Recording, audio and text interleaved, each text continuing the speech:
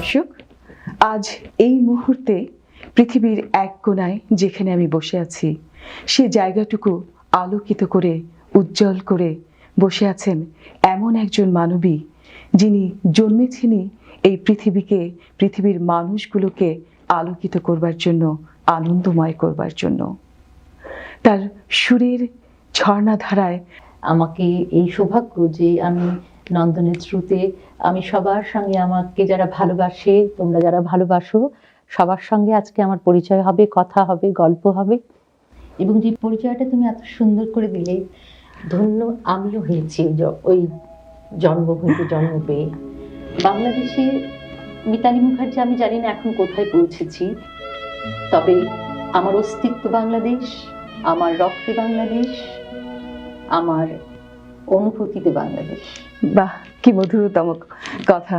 দর্শক, এমন একজন শিল্পী আমার পাশে বসে আছেন যে আমি ভুলেই গিয়েছিলাম আমার দর্শকদের শুভেচ্ছা জানাতে। শুভেচ্ছা জানাচ্ছি নন্দন টিভির মজমার পক্ষ থেকে আজকের এই বিশেষ অনুষ্ঠানে, এবং আরো ধন্যবাদ জানাই আমরা স্বর্ণালী সন্ধ্যার সকল আয়োজকদের, যারা এমন একজন শিল্পীকে আমাদেরকে কাছে থেকে দেখবার সুযোগ করে দিয়েছেন। এটা তুমি খুব ভালো করলে। আমি তোমাকে মানে বলার আগে আমি বলে দিচ্ছি, হ্যাঁ, স্বর্ণালী সন্ধ্যার তে আসার আমন্ত্রণ জানানোর জন্য সবিতাকে আমি ধন্যবাদ জানাই, কারণ এই স্বর্ণালী সন্ধ্যার মাধ্যমে আজকে অনেক বছর পর কানাডাবাসীদের কাছাকাছি যেতে পারবো। এবং অশেষ ধন্যবাদ যারা উদ্যোগ নিয়ে আমাকে এখানে এনেছে স্বর্ণালী সন্ধ্যার জন্য। সবিতা, তোমাকে ধন্যবাদ। আচ্ছা, যেটা তোমাকে জিজ্ঞেস করব যে তুমি তো অনেক গান নিয়ে কাজ করতে, এখনো কি গান নিয়ে অনেক কাজ করছো, না পাশাপাশি আরো অনেক কিছু করে যাচ্ছ? না, মূলত আসলে গানটা নিয়েই শিখেছি। প্রথমে জানো, ছোটবেলায় আমাকে আবৃত্তির থেকে, আমাদের বাড়িতে যেরকম হয় বাঙালি পরিবারে, যে আমি খুব সৌভাগ্যবতী যে আমার যে পরিবারে আমি জন্ম নিয়েছি, আমার বাবা অমূল্য মুখার্জি, আমার মা কল্যাণী মুখার্জি, আমরা 7 ভাই বোন।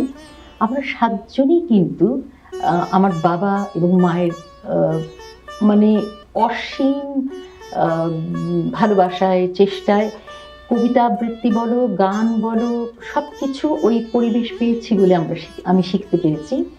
কিন্তু মূলত যখন আমি নাচতাম, এগুলো করতাম, তখন আমার হাতে খড়ি হয় আমার গানের মাস্টারমশাই ময়মনসিংহের মিথুন দে।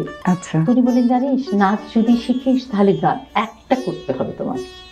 তো সেই গানটাই কিন্তু তখন আমার ক্লাসিক্যাল শিখতাম, তারপরে পাশাপাশি নজরুল গীতি, রবীন্দ্রসঙ্গীত, সব রকম গান করতাম। ভালো লাগার মধ্যে অনেক কিছু ভালো লাগা আছে, কিন্তু মূলত গানটা নিয়ে।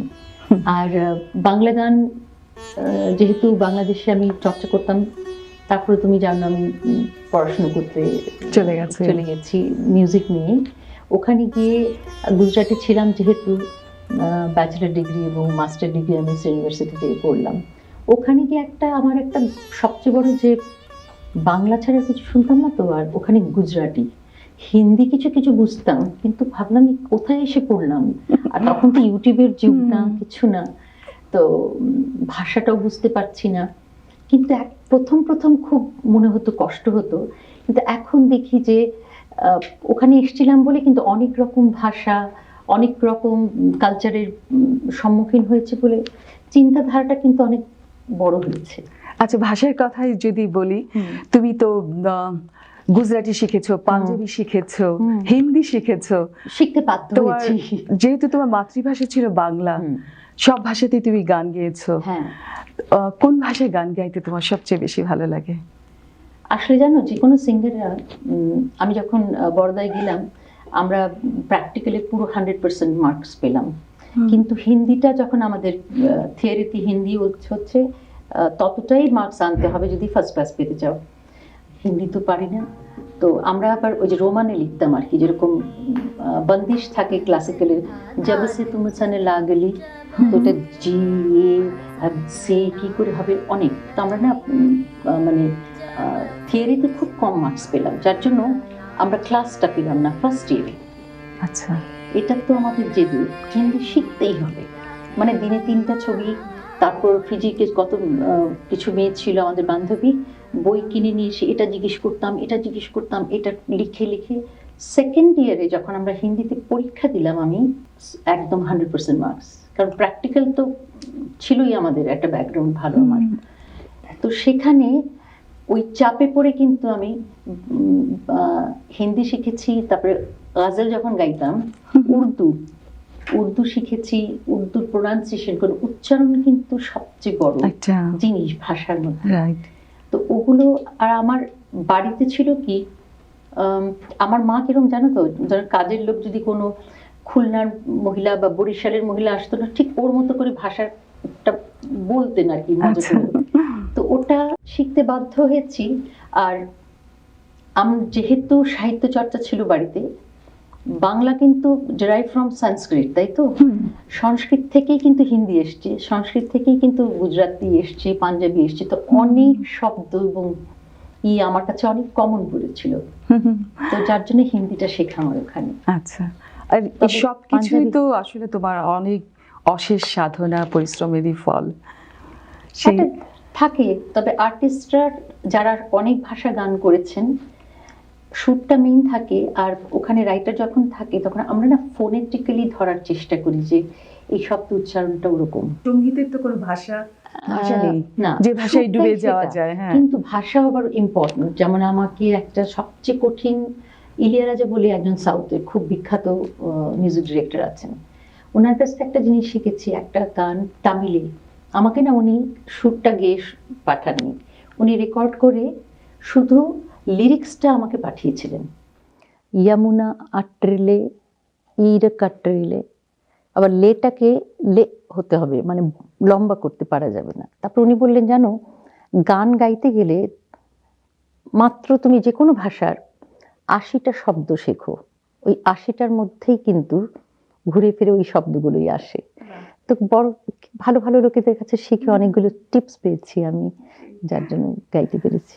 আচ্ছা, বৈবাহিক সূত্রে তুমি ভারত তোমার শ্বশুর বাড়ি, একদম, কিন্তু বাংলাদেশ তোমার বাপের বাড়ি। একেবারে তুমি সবসময় বলো যে তুমি বাংলাদেশকে অনেক মিস করো, ভীষণ বাংলাদেশ তোমার হৃদয়ে ধারণ করো। ভীষণ। কখনো কি ভেবেছো, এমন কি কোনো সম্ভাবনা আছে একেবারে বাংলাদেশে চলে আসলে? এবার আমি গেছিলাম 28 বছর পর, ময়মনসিংহে গেছিলাম। কোথায় যেন আকাশে বাতাসে কোথায় একটা ভালোবাসা, যেটা এটা আমি আমি বর্ণনা করে বলতে পারবো না, যে আত্মার টান। যে ছায়ায় তুমি হ্যাঁ, বেড়ে উঠেছো। বেড়ে উঠেছি, এবং এখনো সহজ সরল মানুষগুলো যে কি সহজভাবে ভালোবাসতে পারে। যেহেতু আমি গ্রামের মধ্যে, আমি শেরপুর গ্রামে গেছি, গ্রামের ও, ভাবতে পারবে না, আমার আমার জায়গা বাড়ি শেরপুর। শেরপুর। কি আমার ভালো এক লাগছে। দাদার শ্বশুর বাড়ি হচ্ছে শেরপুর, ওরা এখনো জমি আছে, মাছের ওই পুকুর থেকে মাছ ওঠালো, রান্না করলো মাটির ঘরে। রান্না যখন করছে, আমি সবচেয়ে অবাক হলাম, ছবিগুলো আমি পাঠিয়েছিলাম বম্বেতে, যে না, পোলাও মাংস হবে ওই চুলাতে হবে না, মাটির উঠানেই চুলা বানিয়ে ফেললো। আমি সব ভিডিও করছি। আমি না, এগুলো না অনুভূতির জায়গা, এই ভালোবাসা, সবুজ ধানের মাঠ, অপূর্ব, মানে কুয়াশার টিনের চালের ওই শব্দটা, পাখিগুলো, উফ, বলে উঠে তোমার বুকের ভিতর রেখেছো, এটাইতেই আমরা অনেক অনেক খুশি। দিদি, তোমার প্রত্যেকটা গান হিট থেকে সুপার হিট, একবার শুনলেই মনে হয় বারবার শুনি, কি যে অসম্ভব ভালো লাগে। তো তোমার একটা গানের একটু কলি শোনার জন্য মনটা আকুলি বিকলি করছে, যদি শোনাও। বুঝতেই পারছো। জানি না তুই ছাড়া কে বাঁচে আমি।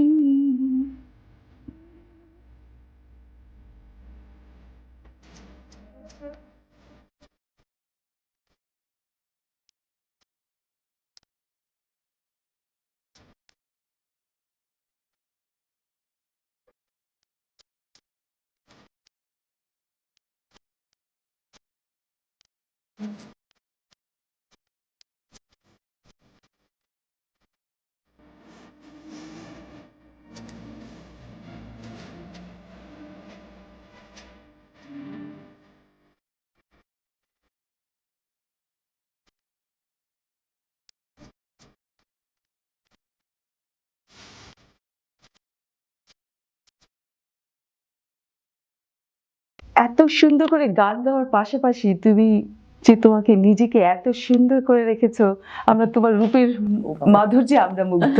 কি করে এত সুন্দর করে রেখেছো দিদি? কাছাকাছি মিষ্টির দোকান আছে, তোমাকে খাওয়াতাম।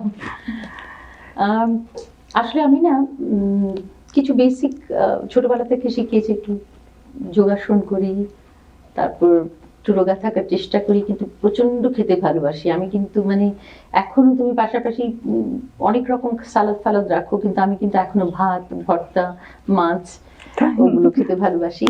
তবে ওই যে গান বাজনাটা কিন্তু ইটসেলফ একটা থেরাপি। বাড়ির মধ্যে আমার বড় গান করে, আমার ছেলেও মিউজিকে, আর প্রত্যেক একটা স্পেস আছে। হ্যাঁ, আমরা গান শুনছি আমাদের নিজেদের মতো করে। আর আমি না দুঃখটাকে বেশিক্ষণ ধরে রাখতে পারি না। বাহ, সত্যি তুমি যখন গান করো আমি মানে সবাই তোমার মুখের দিকে তাকিয়ে থাকে মুগ্ধ হয়ে। এত সুন্দর তুমি, অনেক সুন্দর। যেমন তোমার গান সুন্দর তেমনি তুমি সুন্দর। এবার আসি আমাদের প্রিয় বাংলা ভাষায়, বাংলাদেশে যেটাকে বলে দুলাভাই, কিন্তু আমাদের অনেক শ্রদ্ধার, অনেক ভালোবাসার একজন অনেক গুণী ব্যক্তিত্ব। তোমার হাজবেন্ড একজন অসাধারণ গজল সিঙ্গার, যিনি নিজেও সুরের জগতে ডুবে আছেন এবং যিনি তোমার জীবনটাকে সুর দিয়ে আলোময় করে তুলেছেন। এবং যতদূর জানি তোমার তার সঙ্গে পরিচয় বোধ হয় ফিল্মফেয়ার অ্যাওয়ার্ডে গিয়ে গান গাইতে গিয়ে পরিচয়। না জানো, খুব নাটকীয় আমাদের দেখা। কারণ আমার বাবা বলেছিলেন যে পড়াশোনা করবে, আর সাধারণ মধ্যবিত্ত পরিবারে যা হয় খুব রেস্ট্রিক্টেড। আমাদের মানে সিনেমা দেখতে গেলেও বাবার কাছে 1 মাস ধরে পারমিশন চাইতে হতো। বাড়ির মধ্যে যাই করো, বেরোতে গেলে অনেক পারমিশন। তো আমার বাবা বলেছিল পড়াশোনা করতে যাবে, ওই ফিল্মে কোনো কোথাও যাবে না, আর পড়াশোনা করে বাড়ি ফিরবে। তারপর যেহেতু পাত্র দেখে বিয়ে হবে এবং সেরকম। আর আমি বম্বেতে গেছিলাম একটা প্রোগ্রাম করতে, প্রথমবার বম্বে দেখতে গেছিলাম আমি যে হস্টেলে থাকতাম সেই ওয়ার্ডেনের সঙ্গে। তো ওনার ভাইয়ের বাড়িতে আমরা ছিলাম। তো ওনার ভাইয়ের বাড়িতে একটা ছোট্ট একটা আয়োজন হয় প্রোগ্রামে, সেখানে অনেকেই এসেছিলেন, অশোক কুমার থেকে শুরু করে, এবং বম্বে দূরদর্শনের একজন প্রডিউসার ছিলেন মিস্টার দেসাই, উনি এসেছিলেন। উনি গান শুনেও এত ভালো লাগলো, তো বলছে যে কালকে কি করছো তোমরা? তুমি? আমি বলছি কিছু না, তো কয়েকটা গান তুমি করে দিও টিভির জন্য। তা আমি টিভিতে গান করে ফিরে গেছি বড়দায়। সেই গানটা টিভিতে ভূপি বলে রাখি আমি, ভূপেন্দ্র রাখি, ও দেখেছে। ও দেখে ওর বন্ধুকে পাঠিয়েছিল বড়দায়। আর আমি আমার বাড়িতে আমার বড় ভাই যে এখন নেই, দীপক, ও করতো কি সব্বার গান, ধরো মান্নাদেরই কোনো গান, অন্য কারোর গান, মেহেদী হাসান বলো, লতা মঙ্গেশকর, ও ইন্ট্রোডিউস করতো, এই গানটা শুনে দেয়। একটা ক্যাসেট এনেছিল যেখানে ভূপি বাংলা গান করেছিল, যে গলাটা দেখ কি আলাদা। হ্যাঁ, ভীষণ ভালো। কিন্তু তখন কি ভাবতে পেরেছি বম্বে যাব বা কিছু। তো টিভিতে প্রোগ্রাম করে আসার পর আমি একটা সিনেমা দেখেছিলাম পরিচয়, সেখানে ভূপি লতাজির সঙ্গে একটা গান করেছে, বিতিনা বিতাই রায়না। আমি না সিনেমাটা দেখে, সিনেমার চাইতে ওই গানটা খুব হন্টিং, এই ভয়েসটা এত ভালো, যাবো কোনোদিন দেখা হবে ওরকম। তো দেখি একদিন হস্টেলে ওই কলেজ থেকে ফিরে দেখি এক লোক বসা। তারপরে কে এসছে, তো বলে কি আপনি আমাকে ভূপি নেমে যায়। ভূপি কে বাবা? তা বলছে ভূপেন্দ্রজি। আমি না বিশ্বাস করিনি, এত ভক্ত। বলছে আপনি এত ভালো গেয়ে এসছেন, আপনি যদি বম্বেতে আসেন ওনার সঙ্গে দেখা করবেন। তারপরে আমি গেছি আরেকটা প্রোগ্রামে, তো ওনার সঙ্গে আমার দেখা একটা স্টুডিওতে, ওনাকে ইনভাইট করতে গেছি। আরো অন্যান্য আর্টিস্টরা ছিল যাদেরকে আমি চিনতাম। তো এটা নিয়ে আমরা এখনো ঝগড়া করি। ভূপি বলছে তুমি আমার দিকে তাকাচ্ছিলে, যে তুমি আমার দিকে তাকাচ্ছিলে। তারপর বলে কি, ও আমাকে সোজা জিজ্ঞেস করলো আপনি এসে আমাকে যোগাযোগ করলেন না, আমাকে তো নাম্বার দিয়েছিলাম। আমি বললাম এরা ফিল্মি লোক, নাম্বার দেয়, অনেকের সঙ্গে দেখা করে, তা আমি আর দেখা করিনি। তারপর ওই প্রোগ্রামে এসে তারপর আসলে মিউজিক, একটা দুটো প্রোগ্রাম করতে করতে মিউজিকটাই ছিল মাধ্যম, যে কখন যে কাছে এসেছি। এবং তোমরা দুজন অনেক গজল করেছো, আমরা অনেক অ্যালবাম করেছি, এটিসি থেকে অনেক একসঙ্গে অনেক অ্যালবাম করেছি। তোমার সম্পর্কে উনি খুব সুন্দর একটা কথা বলেছেন একটা ইন্টারভিউতে, যেটা আমি খুব ভালো লেগেছে, আমি তোমাকে এবং আমাদের দর্শকদেরও শোনাতে চাই। তিনি বলেছেন যে মিতালি মুখার্জি একজন ওয়ান্ডারফুল সিঙ্গার, সঙ্গীতের মাধ্যমে আমাদের পরিচয়। তিনি যার আওয়াজ এক एक अलग आवाज थी, खूबसूरत अंदाज थी, अलग गायकी थी। মিতালি যেভাবে গান গায়, অনেক অনেক অনেক শিল্পী সেভাবে গাইতে পারে না। সঙ্গীতে সঙ্গীতে তোমাদের জীবনটা কিভাবে এতটা বছর পার হয়ে গেছে তিনি নিজেও বুঝতে পারেননি। তিনি খুব সুন্দর একটা কথা বলেছেন যে প্রত্যেকটা শিল্পী তার জীবনে তার একটা একাকিত্ব থেকেই যায়। তার যত সঙ্গী সাথী কিংবা বন্ধু বান্ধব ভক্ত যাই থাকুক, তবু একাকিত্ব থেকেই যায়। তার একটা প্রিয় গজলের যেটা গোলাম আলী সাহেব লিখেছিলেন, তিনি বলেছেন এক একেলা ইসি সাহার মে। তুমি নিশ্চয়ই অনেকবার শুনেছো সেটা। তোমাদের দুজনের যে ডুয়েট একটা গান আছে, যেটুকু সময় তুমি থাকো পাশে, যেটুকু সময় তুমি থাকো পাশে, মনে হয় দেহে প্রাণ আছে। এটা এখন আমি বলি, আমাকে এত ভালোবাসা আমি জানতাম না। এটা আমার শ্রোতাদের জন্য, যে তোমরা আছো বলেই কিন্তু আমি মিতালি মুখার্জি বেঁচে আছি, এবং আমার ভূপেন্দ্র, আমরা যারা শিল্পীরা আমরা বেঁচে থাকি কিন্তু শ্রোতাদের জন্য। শোনাচ্ছি, খুব সুন্দর করে তোমাকে বর্ণনা দিচ্ছিলেন। দিদি, তোমার একটা গান আছে খুবই অসাধারণ, সেই গানটি সুন্দর, সেই গানটি জানি। সেই গানটা যতবার আমরা শুনি মনে হয় যেন এটা একটা দুঃখের গান। দর্শক, নিচে ছোট্ট একটি বিরতি, ফিরে আসছি আমাদের প্রিয় শিল্পীর কাছে, সঙ্গে থাকুন।